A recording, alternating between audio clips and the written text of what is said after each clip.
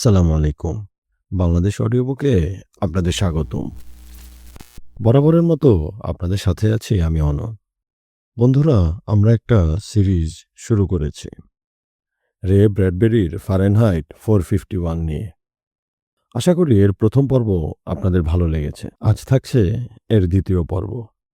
যদি আমাদের এই আয়োজনটি ভালো লাগে তবে লাইক, কমেন্ট, শেয়ার করে এবং সাবস্ক্রাইব করে সকলকে দেখে আর সুযোগ করে দিন। The sieve and the sand. শীতল নভেম্বরে বৃষ্টি ঝরছে চুপচাপ বাড়িগুলোর ছাদে।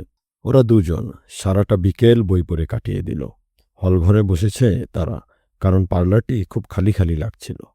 কারণ পার্লারের দেয়াল আলোকিত ছিল না কমলা হলুদ রঙের কনফেত্তি, স্কাইয়ের কেট আর ঝলমলে পোশাক পরা নারী পুরুষ দ্বারা। পার্লার একদমই শূন্য।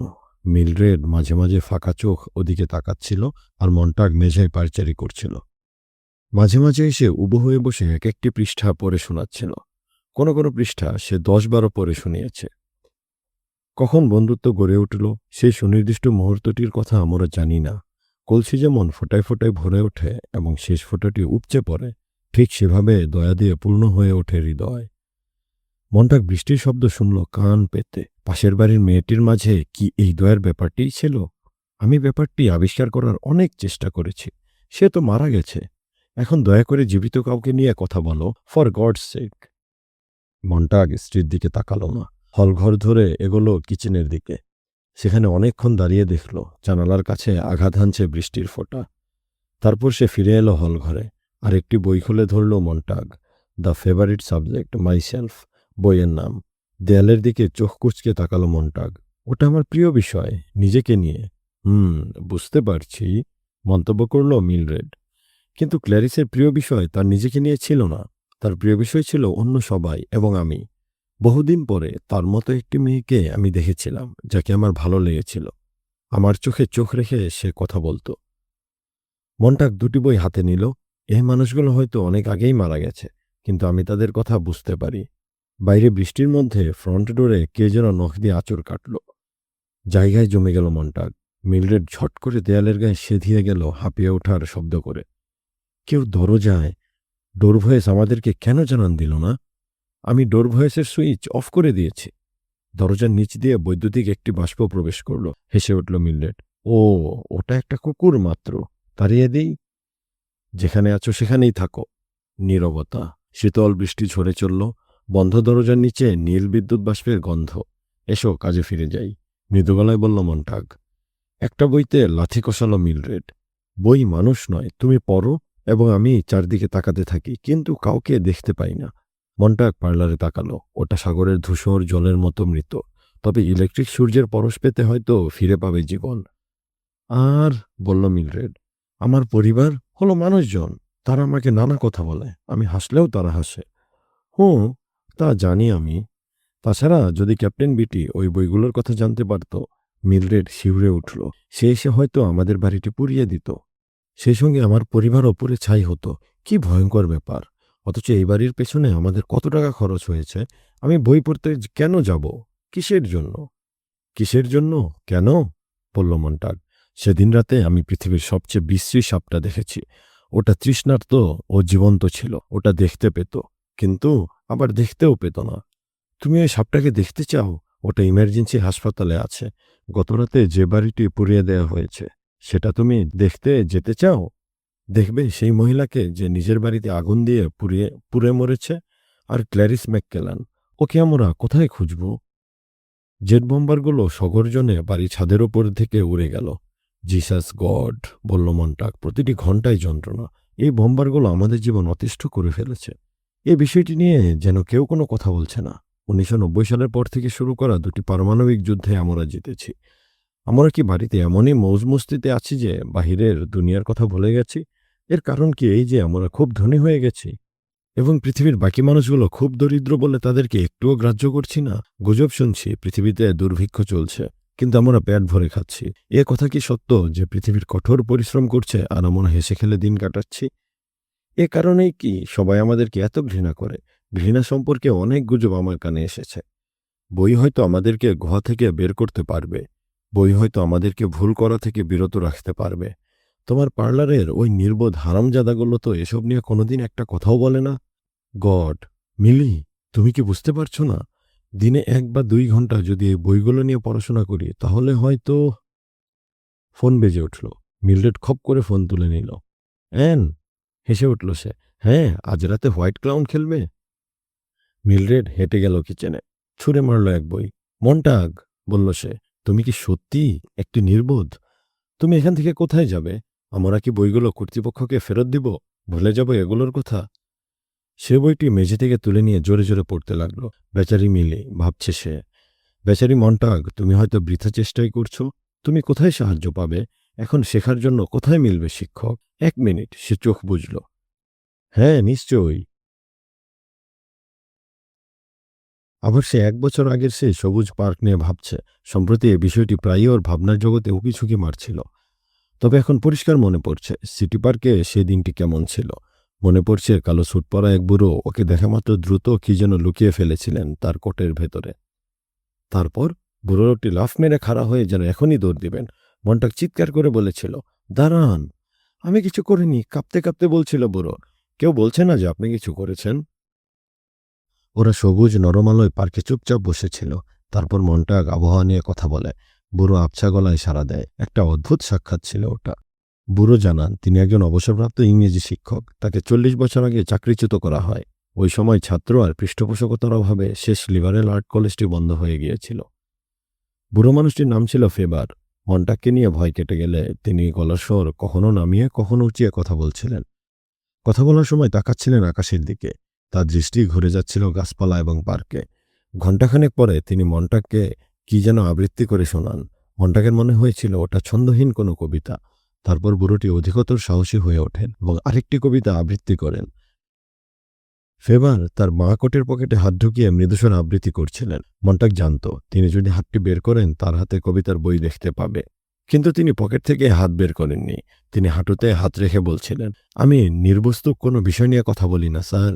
আমি নির্বস্তুক বিষয়ের অর্থ নিয়ে কথা বলি। আমি আসলে বসে আছি এবং আমি জানি আমি বেঁচে আছি। ব্যাস। লোকটির সঙ্গে ওটুকুই কথা হয়েছিল মনটাকের। ফেবার জানতেনও না যে মনটাক একজন ফায়ারম্যান। তিনি কম্পিত হস্তে এক টুকরো কাগজে তার বাড়ির ঠিকানা লিখে দিয়েছিলেন ওকে। হলঘরে বসে হঠাৎ তীক্ষ্ণ হাসিতে ফেটে পড়ল মিলরেড। মন্টাগ বেডরুমের ক্লোজেট খুলে ফাইল ওয়ালেট বের করল। ওখানে লেখা ফিউচার ইনভেস্টিগেশনস। ফেভারের নাম ঠিকানা লিখে আছে ওখানে। সেগুলো মুছে ফেলেনি। সেকেন্ডারি ফোনে একটি নাম্বার ডায়াল করল মন্টাগ। ফোনের লাইনের শেষ মাথায় ফেভারের নাম ডজন খানেকবার উচ্চারিত হওয়ার পরে প্রফেসর অস্পষ্ট গলায় সাড়া দিলেন। মন্টাগ নিজের পরিচয় দেওয়ার পর ও প্রান্তে খানিকক্ষণ নীরবতা বিরাজ করল। তারপর প্রফেসর বললেন, হ্যাঁ বলুন মিস্টার মন্টাগ। প্রফেসর ফেবার, আপনাকে আমি একটি অদ্ভুত প্রশ্ন করার জন্য ফোন করেছি। এই দেশে বাইবেলের কতগুলো কপি আছে? আপনি কি বলছেন কিছুই বুঝতে পারছি না আমি। আমি জানতে চাইছি বাইবেলের কোনো কপি আদৌ আছে কিনা। এটা কোনো ফাঁদও হতে পারে। আমি এভাবে ফোনে কারো সঙ্গে কথা বলতে পারি না। শেক্সপিয়ার আর প্লেটোর বইয়ের কতগুলো কপি আছে? একটি কপিও নেই। আপনি যেমন জানেন আমিও তেমনি জানি। একটি কপিও নেই। ফেবার ফোন রেখে দিলেন। মন্টাগো নামিয়ে রাখল ফোন। 1 কপিও নেই। ফায়ার হাউসের তালিকা অনুযায়ী তাই জানে সে। তবুও ফেবারের মুখ থেকে কথাটা শুনতে চেয়েছিল ও। হলঘরে মহা উত্তেজিত দেখাচ্ছিল মিলড্রেডকে। মহিলারা আবার আসতে শুরু করেছে। মন্টাক তাকে একখানা বই দেখালো। এটা হলো ওল্ড অ্যান্ড নিউ টেস্টামেন্ট। এবং আবার শুরু করো না। এটি হয়তো পৃথিবীর শেষ কবি। আজ রাতেই বইটি তোমাকে ফেরত দিয়ে আসতে হবে, তাই না? ক্যাপ্টেন বিটি জানে তোমার কাছে বই আছে, ঠিক না? আমি কোন বইটি চুরি করেছি তাও জানে বলে মনে হয় না। কিন্তু বিকল্প হিসেবে আমি কোন বইটি পছন্দ করব? মিস্টার জেফারসনের লেখা বই ফিরিয়ে দেব নাকি মিস্টার থরো? কোন বইটি বেশি মূল্যবান? আমি যদি বিকল্প কোনো বই নির্বাচন করি এবং বিটি জানতে পারে কোন বইটি আমি চুরি করেছি, তাহলে ভাববে আমার এখানে গোটা একটা লাইব্রেরি আছে। মিলড্রেডের মুখ কুঁচকে গেল। তুমি বুঝতে পারছো তুমি কি করছো? তুমি আমাদের জীবন ধ্বংসের পায়তারা করছো। তোমার কাছে কে বেশি গুরুত্বপূর্ণ, আমি না বাইবেল? আবার চিৎকার শুরু করে দিয়েছে মিলড্রেড। তাকে মনে হচ্ছে একটা মোমের পুতুল যা নিজের উত্তাপে নিজেই গলে যাবে। তবে মিলড্রেড যত দ্রুত চিৎকার চেঁচামেচি শুরু করেছিল তেমনি থেমেও গেল, কারণ মন্টাগ তার চেঁচামেচি শুনছিল না। একটি করণীয় আছে আমাদের, বলল মন্টাগ। আজ রাতের আগেই কোনো এক সময় বইটি বিটিকে ফেরত দিয়ে দেব। এটার কোনো ডুপ্লিকেট তৈরি করতে হবে আমাকে। তুমি আজ রাতে আমার সঙ্গে হোয়াইট ক্লাউন দেখবে? চিৎকার দিল মিলড্রেড। মন্টাগ দরজায় রওনা হয়ে গিয়েছিল। কি মনে পড়তে থেমে দাঁড়ালো, ঘুরল। মিলি, একটুক্ষণ চুপ করে থেকে সাড়া দিল তার স্ত্রী। কি মিলি, হোয়াইট ক্লাউন কি তোমাকে ভালোবাসে? কোনো জবাব নেই। মিলি, জিভ দিয়ে ঠোঁট ভেজালো মন্টাগ। তোমার পরিবার কি তোমাকে ভালোবাসে? তাদের সমস্ত অন্তরাত্মা দিয়ে তারা কি তোমাকে ভালোবাসে মিলি? এরকম হাস্যকর প্রশ্ন করার মানে কি? জিজ্ঞেস করল মিলরেড। মন্টাকের কাঁদতে ইচ্ছে করছিল, কিন্তু চোখে অশ্রু এলো না। বাইরে কুকুরটাকে দেখতে পেলে? বলল মিলরেড। আমার হয়ে একটা লাথি কষিয়ে দাও। একটু ইতস্তত করে দরজায় কান পাতল মন্টাগ। তারপর দরজা খুলে বেরোল। থেমে গেছে বর্ষণ। পরিষ্কার আকাশে উদয় হয়েছে সূর্য। রাস্তা, লন এবং বারান্দা জনমানব শূন্য। স্বস্তির নিঃশ্বাস ফেলল মন্টাগ। তারপর ঠাস করে বন্ধ করে দিল দরজা। সাবওয়েতে এসেছে মন্টাগ। আমার শরীরটা কেমন অসাড় হয়ে আছে, মনে মনে বলল সে। আমার মুখে এই অসাড় ভাবটার শুরু কবে থেকে? যে রাতে আমি অন্ধকারে বাড়ির বোতলটা লাথি মেরে ছুঁড়ে ফেলে দিয়েছিলাম। যেন কবরে শোয়ানো নিজেকেই নিজে লাথি মেরেছিলাম। ভোতা, অসার ভাবটা চলে যাবে, ভাবছে মন্টাগ। সময় লাগবে, তবে এর একটা বিহিত আমি করব, অথবা ফেভার করবেন। কোথাও কেউ একজন আমাকে ফিরিয়ে দেবে। আমার পুরনো মুখ আর পুরনো হাত, এমনকি আমার সেই পুরনো হাসিটিও। যে হাসি চলে গেছে, ওই হাসি ছাড়া আমার অস্তিত্ব কি? সাবওয়ে শাঁ শাঁ করে ওর পাশ দিয়ে চলে যাচ্ছে। ক্রিম টাইল কুচকুচে কালো, সংখ্যা এবং অন্ধকার, আরও অন্ধকার। শিশুকালে এক গরমের দিনে সাগরের ধারে হলদে একটি পালিয়ারির পাশে বসে একটি চালনিতে বালু ভরার চেষ্টা করছিল মন্টাগ। কারণ তার এক দুষ্টবুদ্ধি কাজিন বলেছিল, চালনি বালু দিয়ে ভর্তি করতে পারলেই তুমি একটি টাকা পাবে। সে চালনিতে যত দ্রুত বালু রাখছিল, ততই দ্রুত ফুটো গলে সমস্ত বালু পড়ে যাচ্ছিল। সে বেজায় ক্লান্ত হয়ে পড়েছিল। বালু ছিল প্রচণ্ড গরম, আর চালনিতে কিছুতেই বালু রাখা যাচ্ছিল না। জুলাই মাসের মাঝামাঝি একটি দিন ছিল ওটা। সে চালনিতে বালু ভরতে না পেরে বসে বসে কাঁদছিল। আর এখন ভ্যাকুয়াম আন্ডারগ্রাউন্ড ট্রেন তাকে যখন নিয়ে যাচ্ছে শহর অভিমুখে, সেই চালনির ঘটনাটি খুব করে মনে পড়ছিল মন্টাগের। সে নিচে চোখ নামিয়ে দেখল হাতে ধরে আছে বাইবেল। সাকশন ট্রেন ভর্তি মানুষ, অথচ সে হাতে ধরে রেখেছে বইটি, এবং তার মনে বোকার মতো উদয় হচ্ছে একটি চিন্তা। তুমি যদি বইটি দ্রুত পড়তে পারো এবং পুরোটা পড়ে শেষ করতে পারো, তাহলে চালনিতে হয়তো কিছু বালু থেকেও যেতে পারে। কিন্তু সে ভাবছিল, কয়েক ঘন্টা পরে বিটির সঙ্গে তার দেখা হবে। তখন তার হাতে আমি বইটি দিয়ে দেব। কে? মন্টাগ। কি চাই? আমাকে ভেতরে ঢুকতে দিন। আমি তো কিছু করিনি। আরে ভাই, আমি একা এসেছি। কসম, কসম। ধীরে ধীরে খুলে গেল দরজা। গলা বাড়ালেন ফেবার। আলোতে খুবই বুড়ো ও খয়াটে লাগছে। খুবই ভীত চেহারা। বুড়ো মানুষটাকে এমন দেখাচ্ছে যেন বহুদিন ঘরের বার হননি। মুখ এবং গাল সাদা, চুলগুলো সাদা, চোখ ঢুকে গেছে কোটরে। মন্টাগের বগলে চেপে রাখা বইটির দিকে চোখ চলে গেল তার। সঙ্গে সঙ্গে তার চেহারা থেকে বুড়োটে ভাব অনেকটা অদৃশ্য হয়ে গেল। ধীরে ধীরে তার ভয়টাও চলে গেল। আমি দুঃখিত, কিন্তু একটু সতর্ক তো থাকতেই হয়। মন্টাগের বগলের তলার বইতে নজর বুলিয়ে তিনি মন্তব্য করলেন, তাহলে কথা সত্য? মন্টাগ ভেতরে ঢুকল। বন্ধ হয়ে গেল দরজা। বসুন। পিছিয়ে গেলেন ফেবার। বইয়ের ওপর চোখ রেখে যেন অন্যদিকে তাকালেই বইটি ভ্যানিশ হয়ে যাবে। তার পেছনে বেডরুমের একটি দরজা খুলে গেল। ওই ঘরে দেখা গেল একটি ডেস্কটপ, টেবিলের ওপর আবর্জনা ফেলার একটি ড্রাম এবং ইস্পাতের কিছু যন্ত্রপাতি। ওদিকে মাত্র এক ঝলক তাকিয়েছে মন্টাগ। ফেবার ঝট করে শয়নকক্ষের দরজাটি বন্ধ করে দিলেন। কম্পিত হস্তে নব ধরে দাঁড়িয়ে রইলেন।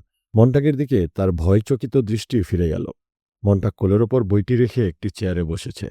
ওই বইটা, ওটা আপনি কোথায়? আমি এটা চুরি করেছি। ফেবার এই প্রথম সরাসরি মন্টাগের দিকে তাকালেন। আপনার অনেক সাহস। না, বলল মন্টাগ। আমার স্ত্রী মরতে বসেছে। আমার এক বন্ধু ইতিমধ্যে মারা গেছে। আরেকজন, যে আমার বন্ধু হতে পারত, 24 ঘন্টা আগে আগুনে পুড়ে মারা গেছে। আমার মনে হলো একমাত্র আপনিই আমাকে সাহায্য করতে পারবেন। ফেবার হাত দিয়ে তার হাঁটু চুলকালেন। আমি কি বইটি একবার দেখতে পারি? নিশ্চয়। মন্টাগ তাকে বইটি দিল। অনেক দিন আগের কথা। আমি কোনো ধার্মিক মানুষ নই, তবে এটা অনেক দিন আগের কথা। ফেবার বইটি পৃষ্ঠা উল্টে চলেছেন। এখান ওখান থেকে পাঠ করছেন। আমার যদ্দূর মনে পড়ে, ওহ লর্ড, ওরা কত কিছু পার্লারের নামে বদলে ফেলেছে। ক্রাইস্ট এখন ফ্যামিলি বা পরিবারের অংশ। মাঝে মাঝে আমি অবাক হয়ে ভাবি, আমরা যেভাবে ঈশ্বরপুত্রের প্রতিমূর্তি তৈরি করেছি, তাতে ঈশ্বর স্বয়ং তার সন্তানকে চিনতে পারেন কিনা সন্দেহ। নাকি আমরা তাকে অবমাননা করছি? ফেবার বইটির গন্ধ শুকলেন। আপনি কি জানেন বই থেকে জায়ফলের গন্ধ আসে, কিংবা বিদেশি কোনো মশলার গন্ধ? ছোটকালে বইয়ের গন্ধ শুকতে খুব ভালো লাগতো। ঈশ্বর, একসময় কত কত বই ছিল আমাদের কাছে। ফেবার বইয়ের পাতা উল্টে চললেন। মিস্টার মন্টাগ, আপনি একজন কাপুরুষের দিকে তাকিয়ে আছেন। অনেক অনেক আগে অনেক কিছু ঘটতে দেখেছি আমি। আমি কিছুই বলিনি। যখন কেউ অপরাধীদের কথা শুনত না, তখন নিরীহ মানুষদের একজন হিসেবে আমি অনেক কিছুই বলতে পারতাম। আর যখন ওরা ফায়ারম্যানদের ব্যবহার করে বইতে আগুন দিতে শুরু করল, আমি তখন মৃদু প্রতিবাদ করেছিলাম মাত্র। কিন্তু ততক্ষণে তো দেরি হয়ে গেছে অনেক। ফেবার বাইবেল বন্ধ করলেন। এখন বলুন, আপনি কেন এখানে এসেছেন? কেউ এখন কারো কথা শুনতে চায় না। আমি দেয়ালের সঙ্গে কথা বলতে পারি না, কারণ ওরা আমাকে দেখলে চিল্লাচিল্লি করে। আমি আমার স্ত্রীর সঙ্গে কথা বলতে পারি না, সে দেয়ালের কথা শোনে। আমি এমন একজনকে চাই যে আমার কথাগুলো শুনবে। আমি চাই আমি যা পড়েছি তা যেন বুঝতে পারি। সেজন্য আপনি আমাকে শেখাবেন। সেবার মন্টাগের সরু নীলচে চোয়ালের মুখখানার দিকে তাকালেন। আপনার মনে এ বোধের উদয় হলো কিভাবে? মশালটা হাত থেকে ছিটকে গেল কি করে? তা আমি জানি না। সুখী হতে যা যা দরকার সবই আমাদের আছে, কিন্তু আমার সুখ নেই। কিছু একটার অভাব আমাদের রয়েছে। আমি চারপাশে চোখ বুলিয়েছি। আমি যে একটি বিষয় জানতাম তা ছিল বই, এবং যা আমি ১০-১২ বছর আগে পুড়িয়ে ফেলেছি। তাই ভাবলাম এই বই আমাকে সাহায্য করতে পারবে। আপনি একটি হোপলেস রোমান্টিক, ফেবার বললেন। আপনার আসলে বইয়ের দরকার নেই। দরকার সেসব জিনিস যা একদা বইয়ের মধ্যে ছিল। সেই একই জিনিস আজকাল পার্লার ফ্যামিলিতে পাওয়া যায়। সেই একই অসীম সবিস্তার বর্ণনা এবং সচেতনতার কথা রেডিও এবং টেলিভিশনের মাধ্যমে প্রজেক্ট করা যায়। না না, বইয়ের আপনার একদমই প্রয়োজন নেই। এটা যেখানে পাবেন সেখান থেকে সংগ্রহ করে নিন। পুরনো ফোনোগ্রাফ রেকর্ড, পুরনো সিনেমা এবং পুরনো বন্ধুদের কাছে এটা পাবে। এটা খুঁজুন প্রকৃতির মাঝে, সন্ধান করুন নিজের ভেতর। বই ছিল এক ধরনের আধার বা পাত্র, যেখানে আমরা অনেক কিছু সংরক্ষণ করেছিলাম ভুলে যাওয়ার ভয়ে। বইয়ের মধ্যে জাদুকরী কোনো বিষয় নেই। জাদু হলো একমাত্র বইটি কি বলছে তার মধ্যে। কিভাবে তারা ব্রহ্মাণ্ডের খণ্ডাংশগুলোকে একত্রিত করে আমাদের জন্য একটি পোশাক বুনে দিয়েছিল তার মধ্যে। আপনার নিশ্চয়ই জানার কথা নয় আমি কি বলছি, তাও আপনার বোঝার কথা নয়। আপনি একদিক থেকে ঠিকই বলেছেন। ৩টি জিনিসের অভাব রয়েছে। ১, আপনি কি জানেন বই এত গুরুত্বপূর্ণ কেন? কারণ ওদের গুণগত মান রয়েছে। আর গুণগত মান কি জিনিস আমার কাছে এর অর্থ হলো বয়ন বিন্যাস। এ বইটির অনেক লোমকূপ রয়েছে, এর প্রত্যঙ্গ আছে। এ বইটিকে অনুবীক্ষণ যন্ত্রের নিচে নিয়ে যেতে পারে। কাচের নিচে আপনি দেখতে পাবেন জীবন, অসংখ্য প্রতিশ্রুতি ভরা অতীত। যত বেশি লোমকূপ তত বেশি সবিস্তার জীবনের সন্ধান পাবেন এক টুকরো কাগজের প্রতি বর্গ ইঞ্চিতে। এ হলো আমার ব্যক্তিগত সংজ্ঞা। ভালো লেখকরা প্রায়ই স্পর্শ করেন জীবন। মিডিওকাররা মাত্র একবার তার উপর দিয়ে হাত বুলিয়ে যায়, আর মন্দরা তাকে ধর্ষণ করে এবং তাকে মাছদের ভোগের জন্য ফেলে রেখে যায়। কাজেই বুঝতে পারলেন তো কেন লোকে বইকে ঘৃণা করে এবং ভয় পায়। তারা জীবনের মুখচ্ছবির লোমকূপ, মোমের চকচকে মুখ চায়, যাতে কোনো লোমকূপ বা রন্ধ্রি থাকবে না, থাকবে না কোনো ভাবাবেগ। আমরা এমন একটা সময় বাস করছি যখন দোআঁশলা মাটি আর বৃষ্টিতে জন্মানোর বদলে ফুল বেঁচে থাকতে চায় ফুলের উপর নির্ভর করে। এমনকি আতশবাজিগুলিও আসে পৃথিবীর রসায়ন থেকে। তবু আমরা মনে করি আমরা বেড়ে উঠতে পারব ফুল খেয়ে আর আতশবাজি নিয়ে। বাস্তবতার বৃত্ত পূর্ণ না করি। আপনি কি হারকিউলিস আর বিখ্যাত কুস্তিগির অ্যান্টিয়াসের কথা জানেন, যে যতক্ষণ পৃথিবীর বুকে দাঁড়িয়ে থাকতে পারত ততই তার শক্তি বৃদ্ধি হতো? কিন্তু হারকিউলিস যখন তাকে শূন্যে তুলে নেন সে শক্তি হারিয়ে মারা পড়ে। ওই কিংবদন্তির মধ্যে যদি আমরা এখন কিছু খুঁজে না পাই এ শহরে আমাদের এ সময়ে, তাহলে বলবো আমি পুরোপুরি পাগল হয়ে গেছি। যাকগে, আমাদের প্রথম যে জিনিসটি দরকার তার কথা তো বলেই দিলাম। আমাদের দরকার কোয়ালিটি, তথ্যের বয়ন। আর দ্বিতীয়টি বিশ্রাম আর অবসর। কিন্তু আমাদের তো অবসর সময়ের কোনো অভাব নেই। প্রচুর অফ আওয়ার রয়েছে আমাদের। Of our? হ্যাঁ, তা তো আছেই বইকি। কিন্তু চিন্তা করার সময় কি আছে? আপনি যখন ঘন্টায় ১০০ মাইল বেগে গাড়ি চালান, তখন সময়ের বিপদ ছাড়া অন্য কিছুর চিন্তা আপনার ভেতরে কাজ করে না। তারপর আপনি যখন কিছু খেলছেন কিংবা কোনো ঘরে বসে আছেন যেখানে ৪ দেয়ালের টেলিভিশনের সঙ্গে তর্ক করা যাচ্ছে না। কেন? টেলিভিশন হলো রিয়েল বা বাস্তব। এটা তাৎক্ষণিক। এর রয়েছে ডাইমেনশন বা মাত্রা। এটি আপনাকে বলে দেয় আপনি কি চিন্তা করবেন এবং এর ভেতরে আপনি আপনার চিন্তা ঢালবেন। এ যা বলবে তাই ঠিক। এ এত দ্রুত আপনার মনের মধ্যে তার উপসংহারগুলো ঢুকিয়ে দেয় যে আপনার মন আপত্তি বা প্রতিহত করারও সময় পায় না। বলতে পারে না যে কি বিশ্রী, শুধু ফ্যামিলি হলো জনগণ। ঠিক বুঝলাম না। আমার স্ত্রী বলে বইপত্র বাস্তব নয়। Thank god for that. আপনি বই বন্ধ করতে পারেন, বলতে পারেন ১ মিনিট, কিন্তু টিভি পার্লারে থাবা থেকে কে কবে মুক্তি পেয়েছে? ওটা যে কোনো আকার ধারণ করতে পারে। এটি পৃথিবীর মতোই বাস্তব একটা পরিবেশ। বই কোনো যুক্তি দেখিয়ে ফেলে দেয়া যায়, কিন্তু আমি কোনোদিন ১০০ পিসের সিম্ফনি অর্কেস্ট্রার ফুল কালার কিংবা ত্রিমাত্রার সঙ্গে তর্ক করতে সমর্থ হইনি। ওই অবিশ্বাস্য পার্লারগুলোর অংশও হতে পারিনি কোনোদিন। আপনি দেখতেই পাচ্ছেন আমার পার্লার হলো 4টি প্লাস্টারের দেয়াল, আর এগুলো। তিনি 2টো রবার প্লাগ দেখালেন। যখন সাবওয়ে জেটে চড়ি তখন এগুলো কানে লাগিয়ে শুনি। চোখ বুজে মন্টাক বলল, আমরা এখান থেকে কোথায় যাব? বই কি আমাদের সাহায্য করবে? যদি তৃতীয় প্রয়োজনীয় জিনিসটি আমাদেরকে দেয়া হয়, 1 নম্বর আমি যা বলেছি তথ্যের গুণমান, 2 এ তথ্য হজমের জন্য অবসর, আর 3 প্রথম 2টির ইন্টারেকশন থেকে আমরা যা শিখলাম তার উপর নির্ভর করে অ্যাকশনে যাওয়া। আর একজন খুবই বৃদ্ধ মানুষ এবং একজন ফায়ারম্যান এত দেরিতে এ খেলায় কিছু করতে পারবে কিনা সে ব্যাপারে আমার যথেষ্টই সন্দেহ রয়েছে। আমি বই জোগাড় করতে পারবো, কিন্তু আপনি খুবই ঝুঁকি নিচ্ছেন। মৃত্যুর এটাই হচ্ছে সবচেয়ে সুন্দর অংশ। আপনার যখন হারাবার কিছু থাকে না তখন যে কোনো ঝুঁকি আপনি নিতে পারেন। এটা আপনি ভারী মজার একটা কথা বললেন, হেসে উঠলেন ফেবার। বই না পড়েই এসব কথাও বইয়ে লেখা থাকে নাকি? কিন্তু কথাটা আমার মাথায় হঠাৎ এলো আর বলে ফেললাম, ঠিক আছে, আপনি কোনো অলীক কল্পনার কথা বলেননি? মনটা ঝুঁকে এলো সামনে। আজ বিকেলেই চিন্তাটা মাথায় এসেছে আমার। বই যেহেতু এত মূল্যবান, সেক্ষেত্রে আমরা একটা প্রেস দিয়ে কিছু কপি বই ছাপিয়ে ফেলতে পারি। আমরা? আপনি এবং আমি? ওহ না! ফেবার উঠে বসলেন। আমার প্ল্যানটা একটু শুনুনই না। প্ল্যান শোনানোর জন্য জোরাজুরি করলে আপনাকে আমি চলে যেতে বলতে বাধ্য হব। তাহলে আপনি আগ্রহী নন? সে ধরনের কথা শুনলে আগ্রহী নই, যা শুনলে আমাকে আগুনে পুড়ে মরতে হতে পারে। ফায়ারম্যান স্ট্রাকচারের নিজেরই যদি পুড়ে মরার সম্ভাবনা থাকে, তাহলে হয়তো আমি কথা শুনতেও পারি। এখন যদি পরামর্শ দেন, কিছু অতিরিক্ত বই আমরা ছাপব এবং সেগুলো দেশজুড়ে ফায়ারম্যানদের বাড়িতে লুকিয়ে রাখব, তাহলে এই অগ্নিসংযোগকারীদের ভেতরে যে সন্দেহের বীজ পুঁতে দেওয়া হবে সে আমি হলফ করেই বলতে পারি। বইগুলো লুকাও, অ্যালার্ম বাজিয়ে দাও এবং ফায়ারম্যানদের বাড়িতে আগুন জ্বলে উঠবে। আপনি কি এটাই বলতে চেয়েছেন? ফেবার ভুরু তুলে এমন দৃষ্টিতে মন্টাগের দিকে তাকিয়ে থাকলেন যেন নতুন মানুষ দেখছেন। আমি ঠাট্টা করছিলাম। আপনি যদি মনে করেন এ পরিকল্পনায় কাজ হবে, তাহলে আমি সাহায্য করতে রাজি আছি। এভাবে গ্যারান্টি আপনি দিতে পারেন না। আমাদের যা যা বই দরকার সব পাওয়ার পরেও লাফ মেরে পড়ার জন্য সবচেয়ে উঁচু চূড়াটি আমাদের খুঁজে বের করতে হবে। আমাদের দরকার হবে ব্রিদার, আমাদের প্রয়োজন হবে জ্ঞান। তারপর হয়তো 1000 বছর পরে আমরা ছোটখাটো চূড়া পাবো লাফিয়ে পড়ার জন্য। বইগুলো আমাদেরকে মনে করিয়ে দেয় আমরা কি পরিমাণ নির্বোধ। এরা হলো সিজারের প্রিটোরিয়ান রক্ষী।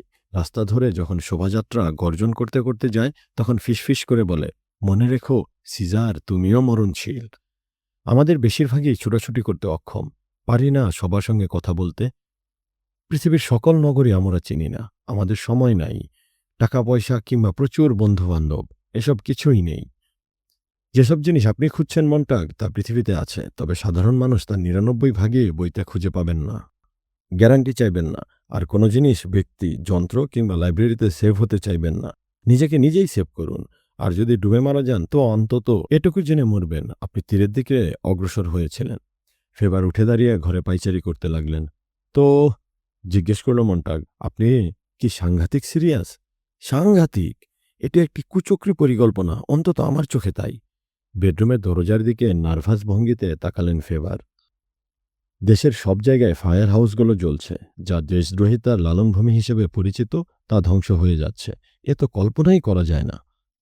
আমার কাছে ফায়ারম্যানদের সবার বাড়ির ঠিকানা আছে, আন্ডারগ্রাউন্ডে। মুশকিল হচ্ছে মানুষকে বিশ্বাস করা যায় না। আমি এবং আপনি ছাড়া আর কে আগুন জ্বালাতে আসবে? আপনার মতো আর প্রফেসর নেই যারা সাবেক ইতিহাসবিদ কিংবা ভাষাবিদ।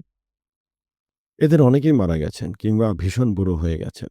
যত বয়স বেশি হবে ততই ভালো, তাহলে কেউ ওদেরকে খেয়াল করবে না। আপনি নিশ্চয়ই অনেককে চেনেন।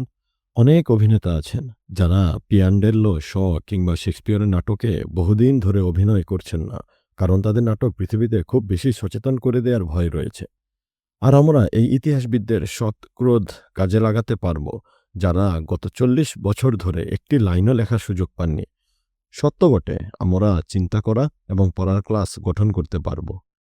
হ্যাঁ, তবে এ স্রেফ ছোট্ট একটা ঠোকর মারা। গোটা সংস্কৃতিকেই ধরে একটা ঝাঁকি দিতে হবে, কঙ্কালটিকে গলিয়ে ফেলে নতুন কাঠামো দিতে হবে। গুড গড, এটা অর্ধ শতাব্দী ধরে পড়ে থাকা কোনো বই হাতে তুলে নেওয়ার মতো সহজ কাজ নয়।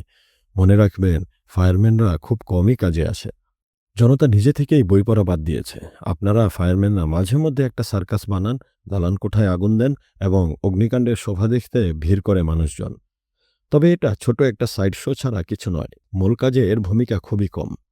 কাজেই খুব কম মানুষই বিদ্রোহী হতে চাইবে, আর এই কম মানুষদের মধ্যেও বেশিরভাগ যারা আমার মতো সহজে ভয় পাবে।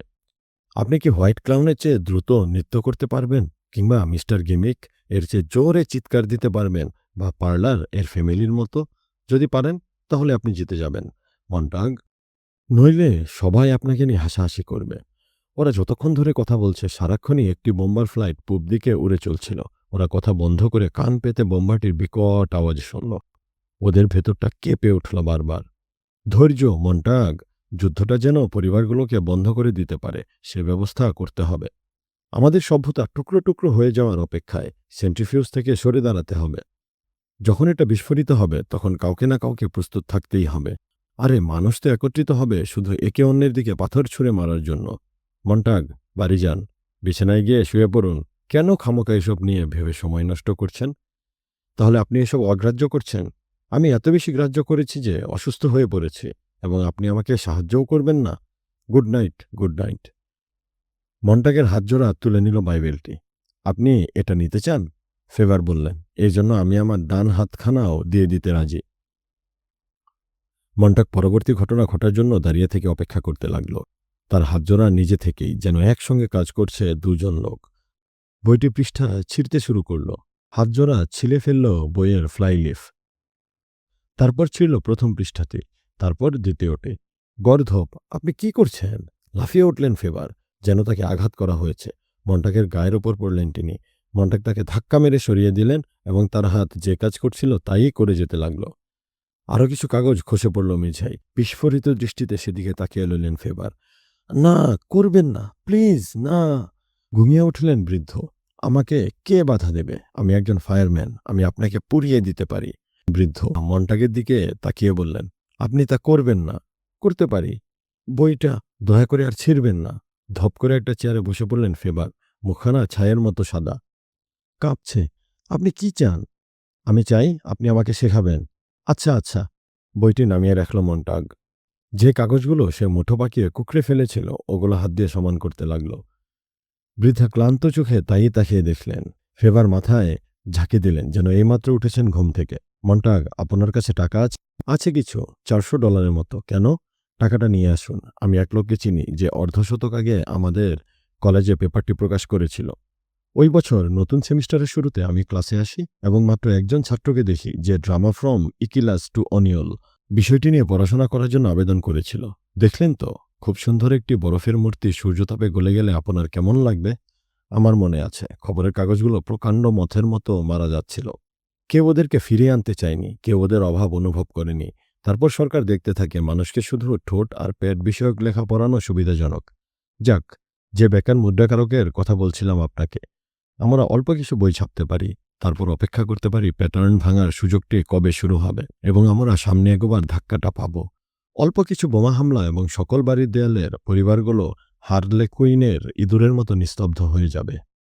দুজনকেই মনে করার চেষ্টা করছিলাম, বলল মন্টাগ, কিন্তু কিছুই মনে পড়ছিল না। ঈশ্বর, ওই ক্যাপ্টেনকে দুটো কথা শুনিয়ে দিতে চাই আমি। সে প্রচুর পড়ালেখা করেছে, তাই সকল প্রশ্নের জবাব তার জানা, কিংবা মনে হয় জানে। তার কণ্ঠস্বর মাখনের মতো কোমল। আমি ভীত এ কথা ভেবে যে সে আমার সঙ্গে কথা বলে আবার আমাকে আগের জায়গায় ফিরিয়ে নিয়ে যেতে পারে। মাত্র 1 সপ্তাহ আগেই আমি হোস পাইপে কেরোসিন ঢোকাতে ঢোকাতে ভাবছিলাম, বাহ, কি মজা। মাথা ঝাঁকালেন বৃদ্ধ। যারা তৈরি করে না তাদেরকে পুড়িয়ে মারো, এ হলো প্রাচীন একটি প্রবাদ। মন্টাগ দরজায় পা বাড়ালো। ফায়ার ক্যাপ্টেনের ব্যাপারে আজ রাতে আপনি আমাকে কোনো সাহায্য করতে পারবেন? বৃষ্টি থেকে রেহাই পেতে আমার একটি ছাতা লাগবে। ও আবার আমাকে পেয়ে বসে কিনা সে ভয়ে আমি ভীত।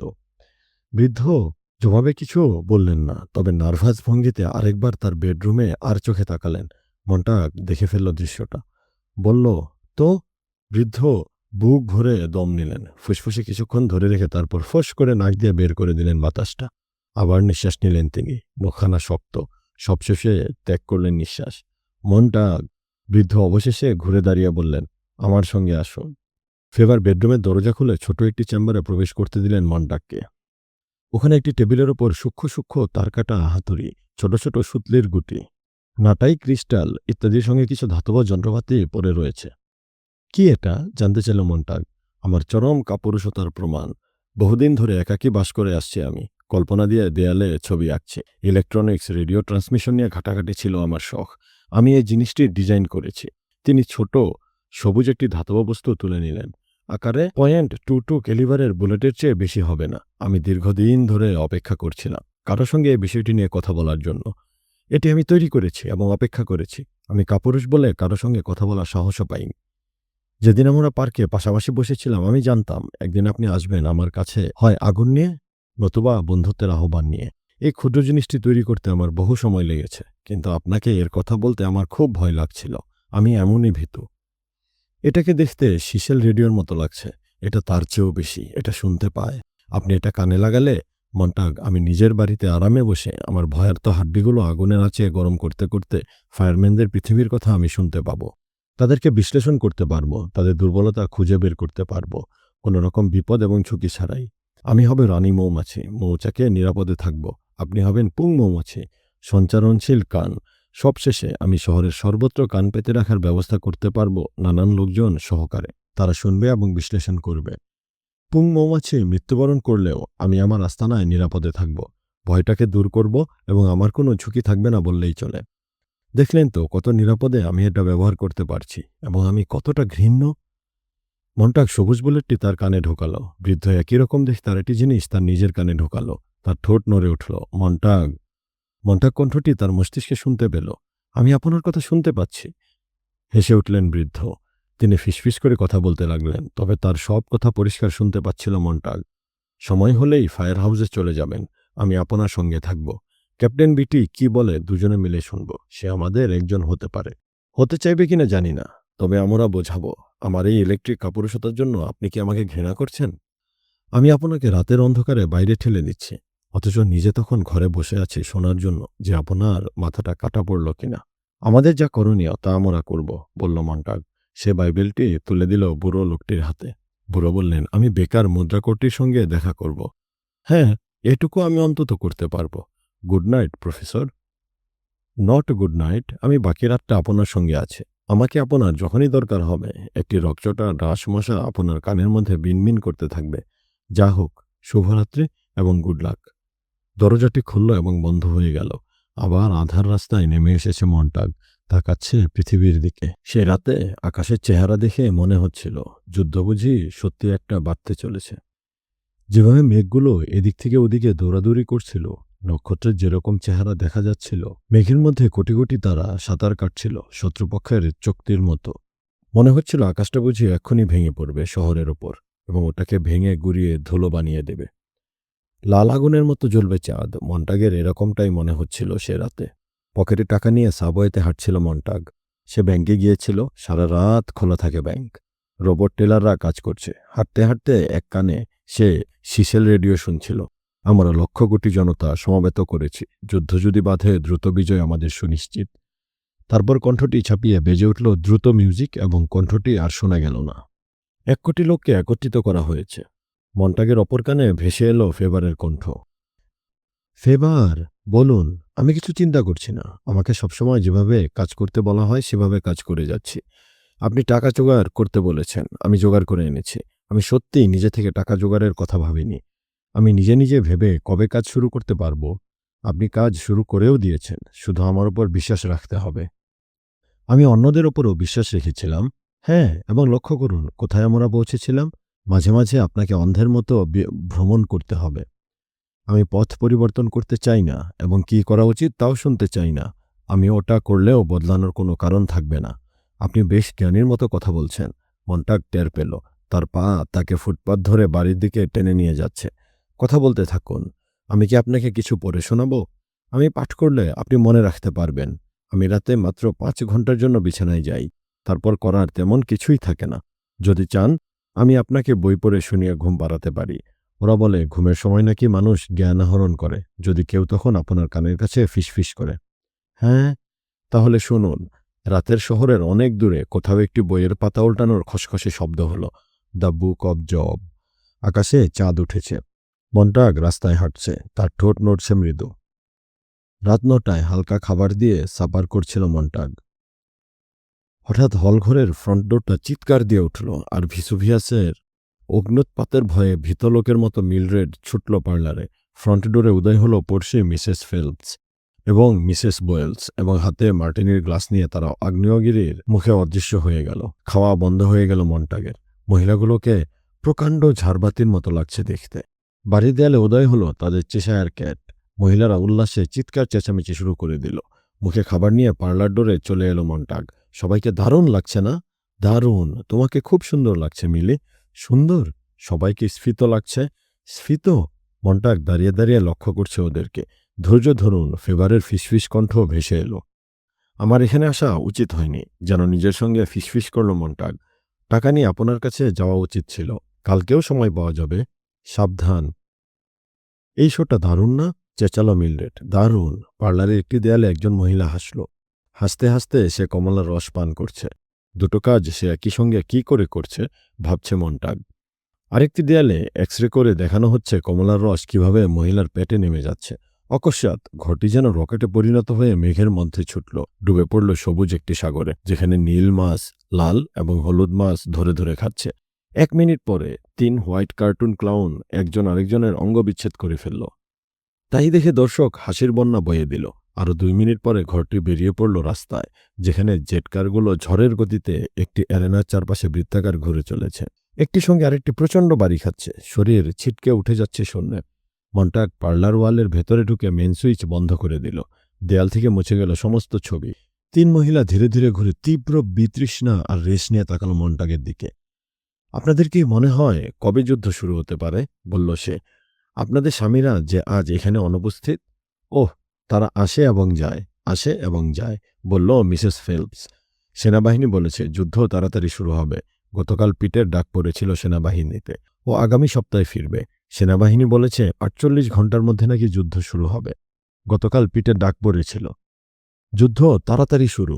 3 মহিলা অস্থির হয়ে উঠেছে। মাটির রঙের খালি দেয়ালের দিকে নার্ভাস ভঙ্গিতে তাকাচ্ছে। আমি চিন্তিত নই, বলল মিসেস ফেলপস। দুশ্চিন্তা যা করার পিট একাই করে। সে খিলখিল করে হাসল। বুড়ো পিট দুশ্চিন্তা করুক গে, আমি করব না। আমি চিন্তিত নই। হ্যাঁ, সাই দিল মিলি, বুড়ো পিট দুশ্চিন্তা করুক গে। লোকে বলে সবসময় কারো না কারো স্বামী মারা যাচ্ছে। আমিও শুনেছি কথাটা, তবে যুদ্ধে আমার পরিচিত কেউ মারা যায়নি। ছাদ থেকে ঝাঁপ দিয়ে পড়ে মারা গেছে শুনেছি। হ্যাঁ, গ্লোরিয়ার স্বামী তো গত সপ্তাহে এভাবেই মারা গেল। কিন্তু যুদ্ধে? না, যুদ্ধে আমারও কেউ মারা যায়নি, বলল মিসেস ফেলপস। সে যাকগে, আমি আর পিট সবসময় বলি চোখে কখনো অশ্রু আনা যাবে না। আমাদের দুজনেরই এটি 3য় বিয়ে, এবং আমার আত্মনির্ভরশীল, স্বাধীন, আত্মনির্ভরশীল হও। আমরা তো সবসময় এ কথা বলি। পিট বলে আমি যদি মারা যাই তুমি একটুও কান্নাকাটি করবে না, বিয়ে করবে এবং আমার কথা একটুও ভাববে না। তোমার কথা শুনে আমার ক্লারা ডাভের রোমাঞ্চের কথা মনে পড়ে গেল, বলল মিলরেড। কাল রাতে দেখিয়েছিল শোটা। এই মহিলাটি। মন্টাগ কিছু বলছে না, চুপচাপ দাঁড়িয়ে এই 3 মহিলাকে দেখছে। একবার গির্জায় দাঁড়িয়ে সন্ন্যাসীদের সঙ্গে কথা বলেছিল। সন্ন্যাসীদের আপেলের মতো চকচকে মুখ তার ভেতরে কোনো আবেদন সৃষ্টি করেনি, যদিও সে ওদের সঙ্গে কথা বলেছিল এবং অনেকক্ষণ দাঁড়িয়েছিল গির্জায়। সে ধর্ম কি তা বোঝার চেষ্টা করেছিল। ধূপের ধোয়ার গন্ধ টেনে নিচ্ছিল বুক ভরে, তবে কিছুই তাকে আলোড়িত করতে পারেনি। তার সামনে চেয়ারে বসা এই 3 মহিলা সিগারেট ফুঁকছে, ধোঁয়া ওড়াচ্ছে, নিজেদের আগুন রঙা চুল স্পর্শ করছে হাত দিয়ে। লাল টকটকে নীল পলিশ করা আঙুল পরীক্ষা করছে মন্টাগের চাউনির কারণে ওতে আগুন ধরে গেছে কিনা। তাদের মুখগুলো নীরবতার মাঝে কেমন ভৌতিক লাগছে। মন্টাগ বলল, কথা বলতে থাকুন। 3 মহিলা একটা ঝাঁকি খেয়ে সোজা হয়ে বসল। আপনার বাচ্চারা কেমন আছে মিসেস ফেলপস? জিজ্ঞেস করল সে। আপনি ভালো করেই জানেন আমার কোনো বাচ্চা কাচ্চা নেই। কোনো সুস্থ মস্তিষ্কের মানুষ বাচ্চা নেবে না, জবাব দিল মিসেস ফেলপস। নিজেই জানে না কেন এ মানুষটির প্রতি তার এত রাগ উঠবে। আমি এমন কিছু বলবো না, বলল মিসেস বোয়েলস। সিজারিয়ান সেকশনের সাহায্যে আমি 2টি সন্তানের মা হয়েছিলাম। একটি বাচ্চার জন্য অত যন্ত্রণার মাঝ দিয়ে যাওয়ার কোনো মানেই হয় না। পৃথিবীকে রিপ্রোডিউস করতেই হবে।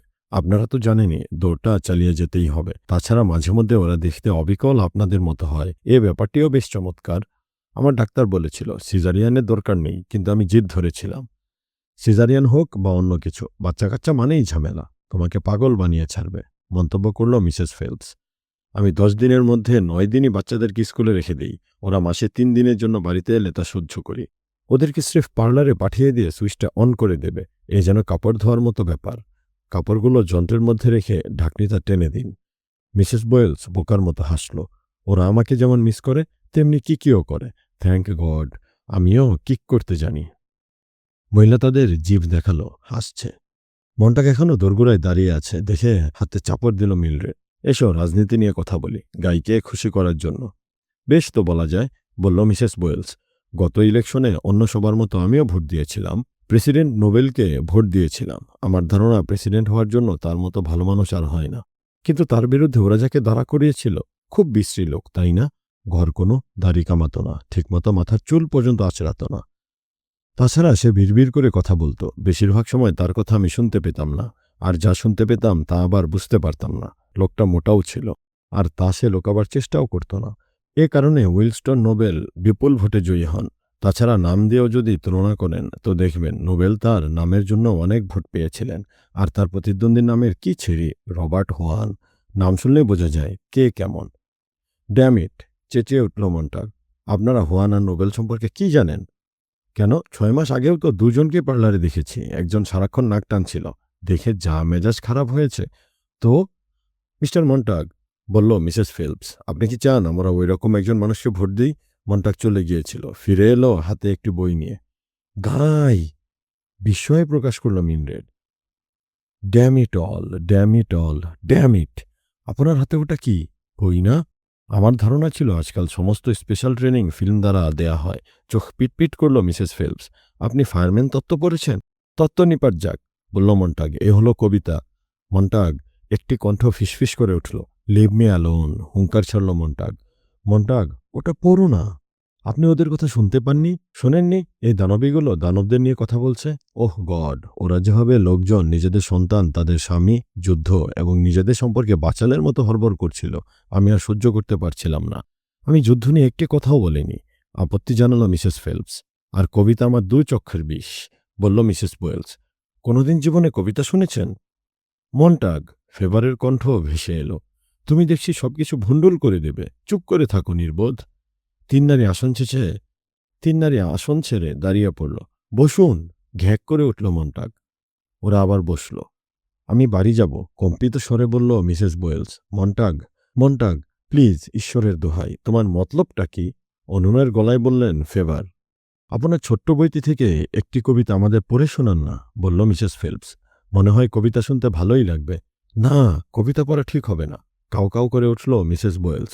আমরা অমন কাজ করতে পারি না। আরে, মিস্টার মন্টাগকে দেখুন না, তিনি কবিতা পড়ে শোনাতে চান। আমি জানি তিনি তা করবেন, আর আমরা তার আবৃত্তি শুনলে মিস্টার মন্টাগ খুশি হবেন, এবং তারপর হয়তো আমরা এখান থেকে ছাড়া পাব। খালি দেয়ালগুলোর দিকে অস্বস্তি নিয়ে আর চোখে তাকালো সে। দেয়ালগুলো যেন চারদিক থেকে ওদেরকে চেপে ধরতে আসছে। মন্টাগ, এসব বন্ধ করো। আমি গেলাম। মন্টাগের কানে বিটলকারের শব্দ ভেসে এলো। এসব দিয়ে তুমি কি প্রমাণ করতে চাইছ? ওদেরকে ভয় দেখাতে চাইছি। দিনের বেলায় ডর দেখিয়ে ওদের আত্মা শুকিয়ে ফেলব। মিলরেড বলল, গাই, কাউকে তো দেখতে পাচ্ছি না, তুমি কার সঙ্গে কথা বলছো? রূপালী একটি সুইচ ঢুকে গেল মন্টাগের মস্তিষ্কে। মন্টাগ, শোনো, এ থেকে পরিত্রাণ পাবার একটাই উপায়। ব্যাপারটাকে তামাশা হিসেবে উপস্থাপন করো, কভার আপ, ভান করো তুমি একদমই পাগল নও। তারপর তোমার দেয়াল চুল্লির ধারে গিয়ে বইটি ওর মধ্যে ছুঁড়ে ফেলে দাও। মিলরেড তার পড়শিদের উদ্দেশ্যে তখন বলছিল, লেডিস, বছরে একবার প্রতিটি ফায়ারম্যান একটি বই বাড়ি নিয়ে আসার অনুমতি পায়। পুরোনো দিনের এ বইটি সে তাদের পরিবারকে দেখায় স্রেফ হাসি তামাশা করার জন্য। গাই আপনাদেরকে সারপ্রাইজ দিতে এ বইটি নিয়ে এসেছে, দেখাতে যে আগের জীবনযাত্রা কত জটিল ছিল, যাতে আমাদের কেউ ওই আবর্জনা নিয়ে কখনো মাথা না ঘামায়। কি ঠিক বলিনি ডার্লিং? মন্টাগ বইটি মুঠোর মধ্যে চেপে ধরল, বলল, হ্যাঁ। নির্দেশ দিলেন ফেবার। নির্দেশ পালন করল মন্টাগ। হ্যাঁ। মিলরেড হাসতে হাসতে বইটি তার স্বামীর কাছ থেকে কেড়ে নিল। এই যে, এটা পড়ুন। না, এটা না, এটা ভালো না। এ বই আপনারা জোরে জোরে পড়ুন, কিন্তু কিছুই অর্থ বুঝবেন না। আচ্ছা গাই, এ পৃষ্ঠাটি একবার পড়ে শোনাও। খোলা পৃষ্ঠাটির দিকে তাকালো মন্টাগ। মন্টাগের কানের মধ্যে একটা মাছি কিংবা মশা ফরফর করে ডানা ঝাপটাতে লাগলো। পড়ো। তোমার নাম কি ডিয়ার? Dover beach. মন্টাগের মুখটা কেমন ভোঁতা লাগছে। এখন পরিষ্কার সুন্দর কণ্ঠে কবিতাটি ধীরে ধীরে পড়ে যাও।